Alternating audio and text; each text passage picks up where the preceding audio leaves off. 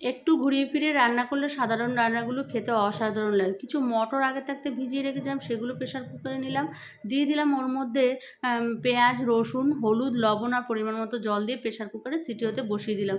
এদিকে শুকনো খোলায় একটা মশলা করে নেবো, হচ্ছে তেজপাতা, শুকনো লঙ্কা, গোটা গরম মশলা, ধনে, জিরে আর রয়েছে বড় এলাচ, শুকনো খোলায় ভেজে গুঁড়ো করে নেবো। কড়াইতে তেল বসিয়ে দিয়ে তার মধ্যে জিরে, তেজপাতা, শুকনো লঙ্কা ফোড়ন দিলাম, বেশ খানিকটা পেঁয়াজ কুচনো দিলাম, আর দিয়ে দিলাম হচ্ছে আদা রসুন থেতো করে দিলাম, আর টমেটো কুচনো দিলাম, আর দিলাম হচ্ছে কাঁচা লঙ্কা কুচুনি আর কসুরি মেথি। সমস্ত কিছু আজকে বাটা মশলা দেবো না, কুচনো মশলা দিয়ে রান্না করব। কিছু চিকেন দিয়ে দিলাম, ছোটো ছোটো কেটে রেখেছি, আর দিয়ে দিলাম হচ্ছে পরিমাণ মতো হলুদ আর লবণ, আর দিলাম একটু ধনের গুঁড়ো, জিরের গুঁড়ো আর লঙ্কার গুঁড়ো। সমস্ত মশলা ভালো করে একটু ভেজে নিতে হবে।